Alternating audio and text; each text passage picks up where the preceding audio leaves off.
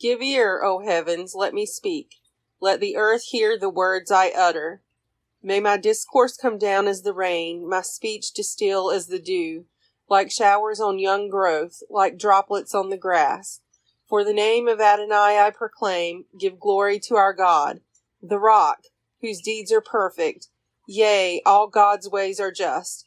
A faithful God, never false, true and upright indeed. Unworthy children, that crooked, perverse generation, their baseness has played God false. Do you thus requite Adonai, O dull and witless people? Is not this the Father who created you, fashioned you, and made you endure? Remember the days of old, consider the years of ages past. Ask your parent who will inform you, your elders who will tell you. When the Most High gave nations their homes and set the divisions of humanity, God fixed the boundaries of peoples in relation to Israel's numbers. For Adonai's portion is this people, Jacob God's own allotment. God found them in a desert region, in an empty, howling waste. God engirded them, watched over them, guarded them as the pupil of God's eye, like an eagle who rouses its nestlings, gliding down to its young. So did God spread wings and take them, bear them along on pinions. Adonai alone did guide them, no alien God alongside. God set them atop the highlands to feast on the yield of the earth, nursing them with honey from the crag and oil from the flinty rock.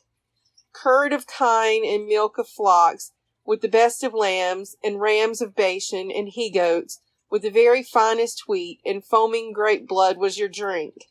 So Jeshurun grew fat and kicked. You grew fat and gross and coarse. They forsook the God who made them, and spurned the rock of their support. They incensed God with alien things, vexed God with abominations. They sacrificed to demons, no gods, gods they had never known, new ones who came but lately, who stirred not your forebears' fears. You neglected the rock who begot you, forgot the God who labored to bring you forth. Adonai saw and was vexed, and spurned these sons and daughters. God said, I will hide my countenance from them, and see how they fare in the end, for they are a treacherous breed, children with no loyalty in them. They incense me with no gods, vex me with their futilities. I'll incense them with a no folk, vex them with a nation of fools. For a fire has flared in my wrath, and burned to the bottom of Sheol, has consumed the earth in its increase, eaten down to the base of the hills. I will sweep misfortunes on them, use up my arrows on them. Wasting famine, ravaging plague, deadly pestilence, and fanged beasts will I let loose against them, with venomous creepers and dust. The sword shall deal death without, as shall the terror within, to youth and maiden alike, the sucklings as well as the aged. I might have reduced them to naught, made their memory cease among humankind, but for fear of the taunts of the foe, their enemies who might misjudge, and say, Our own hand has prevailed, none of this was wrought by Adonai. For they are a folk void of sense, lacking in all discernment. Were they wise, they would think upon this, gain insight into their future. How could one have routed 1,000, or two put 10,000 to flight, unless their rock had sold them, Adonai had given them up? For their rock is not like our rock, in our enemies' own estimation. Ah, the vine for them is from Sodom, from the vineyards of Gomorrah. The grapes for them are poison, a bitter growth their clusters. Their wine is the venom of asps, their pitiless poison of vipers. Lo, I have it all put away, sealed up in my storehouses, to be my vengeance and recompense, at the time that their foot falters. Yea, their day of disaster is near, and destiny rushes upon them.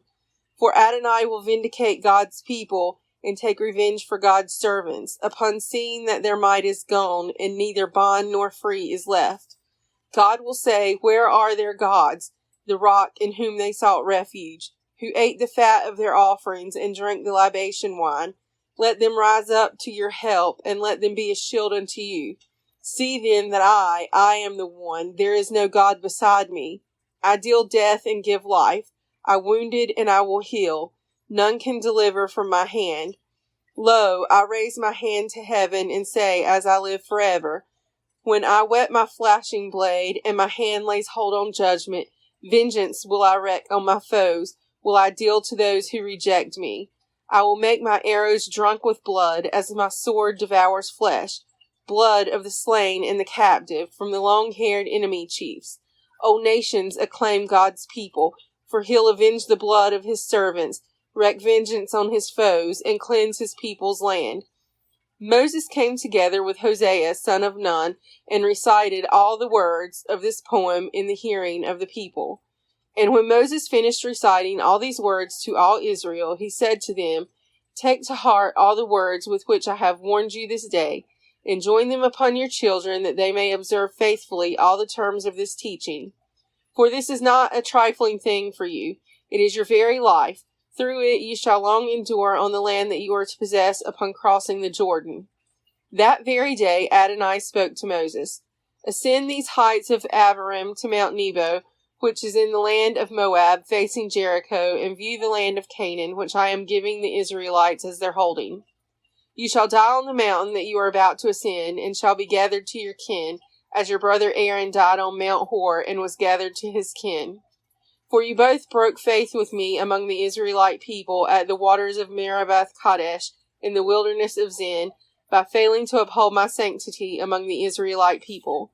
You may view the land from a distance, but you shall not enter it, the land that I am giving to the Israelite people.